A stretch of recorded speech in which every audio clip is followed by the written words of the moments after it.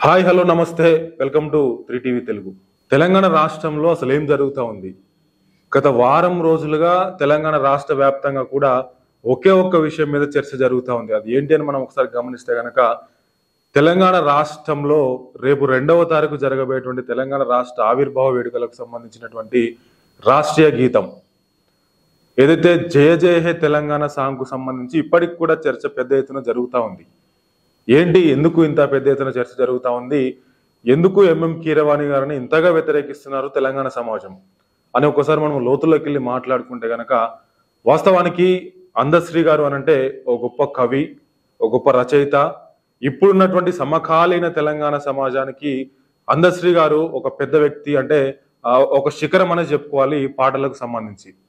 అటువంటి అందశ్రీ గారి నోటి వెంట కావచ్చు, అటువంటి అందశ్రీ గారి పెన్ను వెంట వచ్చినటువంటి జాలువారినటువంటి పదాలు జయ జయ హే తెలంగాణ పాటలో ఉండబోతా ఉన్నాయి. అయితే గతంలో జయ జయ హే తెలంగాణ పాటలో అంటే ఎందుకు ఈ సాంగ్ ని మళ్ళీ రికార్డింగ్ చేయాల్సి వస్తుందనేటువంటి విషయాలు మనం ఒకసారి గమనిస్తే కనుక తెలంగాణ రాష్ట్రం ఏర్పడక ముందే జయ జయ హే తెలంగాణ సాంగ్ అనేది మనకు ఉంది. సో అప్పుడున్నటువంటి పరిస్థితుల దృష్ట్యా అప్పుడున్నటువంటి సందర్భానుసారంగా జయ జయ హే పాటను రూపొందించారు అందశ్రీ గారు. సో ఇప్పుడు తెలంగాణ వచ్చిన తర్వాత 9.5 ఏళ్ల తెలంగాణ తర్వాత మళ్ళొకసారి జయ జయ హే పాటను తీసుకురావడానికి ప్రధానమైనటువంటి కారణం ఏంటి అని అంటే అందశ్రీ గారు. సో అప్పుడున్నటువంటి పరిస్థితులకు అనుగుణంగా కాకుండా ఇప్పుడున్నటువంటి పరిస్థితులకు అనుగుణంగా, అంటే అప్పుడు తెలంగాణ రాకముందుకు ఒక విధంగా ఉండేది పరిస్థితులు, తెలంగాణ వచ్చిన తర్వాత భౌగోళిక పరిస్థితులు కావచ్చు, సామాజిక పరిస్థితులు కావచ్చు, ఇంకొంత మెరుగుపడినటువంటి విషయం మనందరూ కూడా తెలిసిందే. సో ఆ విషయాలను కూడా వారు దాంట్లో ప్రస్తావిస్తూ మరొకసారి ఆ పాటను కూడా రూపొందించారని చెప్పేసి మనకు తెలుస్తా ఉంది. అయితే 2-3 రోజుల క్రితము ముఖ్యమంత్రి రేవంత్ రెడ్డి గారు అందశ్రీ గారిని పిలిపించుకొని జై జయ హే పాట విషయంలో వారికి అప్పగించడం జరిగింది. అయితే అందశ్రీ గారు ఒక సంవత్సరం క్రితమే ఈ పాటను నేను రూపొందించబోతున్నాను, దానికి సంగీత దర్శకులు ఎంఎం కీరవాణి గారే ఉండబోతున్నారని చెప్పేసి ఒక రికార్డింగ్ లో కూడా వారు చెప్పడం జరిగింది, ఆడియో రికార్డింగ్ లో. సో దానికి సంబంధించి అంటే అందశ్రీ గారు బ్లైండ్ గా ఫిక్స్ అయినట్లుగా మనకు తెలుస్తోంది. ఎంఎం కీరవాణి గారిని మాత్రమే దీనికి మ్యూజిక్ డైరెక్టర్ గా పెట్టుకోవాలని చెప్పేసి వారు కూడా ఫిక్స్ అయినట్లుగా మనకు తెలుస్తా ఉంది. సో మొత్తానికి ఎంఎం కీరవాణి గారిని సంగీత దర్శకుడిగా తీసుకుంటున్నప్పటి నుండి కూడా తెలంగాణ రాష్ట్ర సమాజం అంతా కూడా భగ్గుమంటా ఉంది. ముఖ్యంగా బీఆర్ఎస్ పార్టీ దీన్ని తీవ్రంగా ఖండిస్తా ఉంది. సో ఎందుకు అని మనం లోతుల్లోకి వెళ్ళి పరిశీలిస్తే గనక తెలంగాణలో సంగీత దర్శకులు లేరా అంటే ఇంతమందిని కన్నటువంటి తెలంగాణ కవులను కన్నది, కళాకారులను కన్నది, రాజకీయ నాయకులను కన్నది. ఇంతమందిని కన్నటువంటి తెలంగాణ ఒక సంగీత దర్శకుని కనలేదా అనేటువంటి ఆవేదన మాత్రం చాలా మంది నుంచి వ్యక్తం అవుతా ఉంది. అయితే ఇవన్నిటిని పట్టించుకోకుండా రేవంత్ రెడ్డి గారి ప్రభుత్వము నిన్నటికి నిన్న మళ్ళా అంటే అందశ్రీ గారి బృందాన్ని మొత్తాన్ని కూడా పిలిపించుకొని అదేవిధంగా ప్రభుత్వంలోని కొంతమంది పెద్దల సలహాల సూచనలతో ఈ పాటనైతే ఫైనల్ చేయడం జరిగింది. సో అది రేపు 2వ తారీఖు రోజు అఫీషియల్ గా విడుదల కాబోతోంది తెలంగాణ రాష్ట్ర ప్రభుత్వ రాష్ట్రీయ గీతంగా.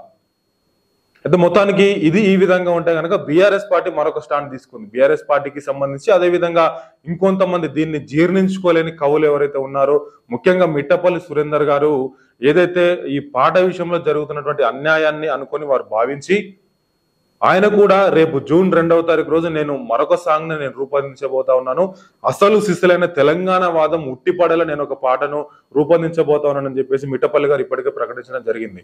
ఒక పక్క ప్రభుత్వం తరపున అందశ్రీ గారు పాటను రూపొందించబోతా ఉన్నారు, మరొక పక్క మిట్టపల్లి సురేందర్ గారు కూడా మరొక పాటను కూడా వారి బృందంతో వారు రూపొందించబోతా ఉన్నారు.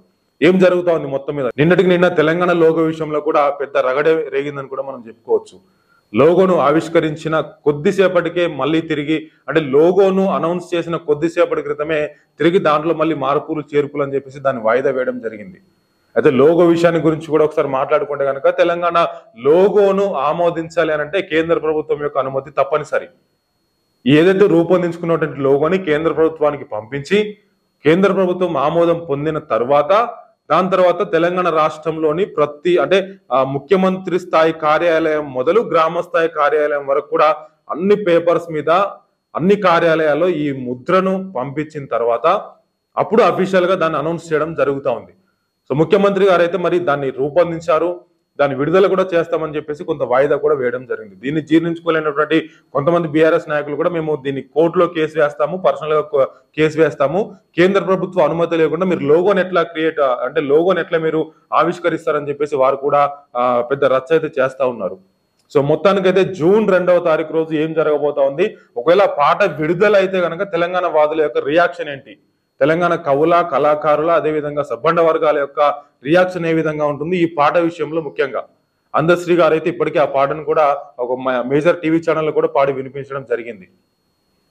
చూద్దాం 2వ తారీఖు రోజు ఏం జరగబోతా ఉంది, పాట విషయంలో ముఖ్యంగా ఏం జరగబోతా ఉంది అంటే ప్రతి ఒక్కటి కూడా. అంటే రేవంత్ రెడ్డి గారిని విమర్శిస్తున్నటువంటి అంశం ప్రధానంగా ఏంటి అని అంటే ఈ ఏదైతే రైతులు పడుతున్నటువంటి గోసను కావచ్చు, రైతు బంధు అంశాలను కావచ్చు, ఈ కరెంటుకు సంబంధించినటువంటి కొన్ని అంశాలను కావచ్చు, ఇట్లా ఈ అంశాలన్నిటినీ తెరవేయడానికి మాత్రమే వారు ఈ లోగోను మార్చడం కావచ్చు, పాటను మళ్ళీ రీ రికార్డింగ్ అని కావచ్చు, టీఎస్ గా ఉన్నటువంటి రాష్ట్రాన్ని టీజీ అనేటువంటి పేరుతో మరలా తీసుకురావడం కావచ్చు, ఇట్లాంటివన్నీ కూడా వారు చేస్తా ఉన్నారని చెప్పేసి ముఖ్యంగా ప్రతిపక్షాలు అయితే ఆరోపిస్తా ఉన్నాయి.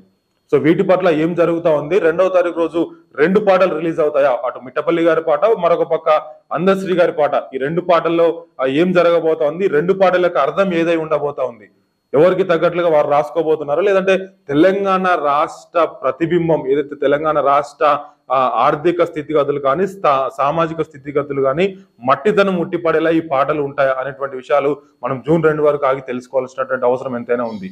సో కాబట్టి ఏం జరుగుతోంది పాటల విషయంలో, ముఖ్యంగా కళాకారులు కావచ్చు, కవులు కావచ్చు, ఏం మాట్లాడుకోబోతా ఉన్నారు ఈ పాట విషయంలో అనేటువంటి విషయాన్ని మరొకసారి నేను మీ ముందుకు తీసుకొచ్చేటువంటి ప్రయత్నం చేస్తాను. అంతవరకు చూస్తూనే ఉండండి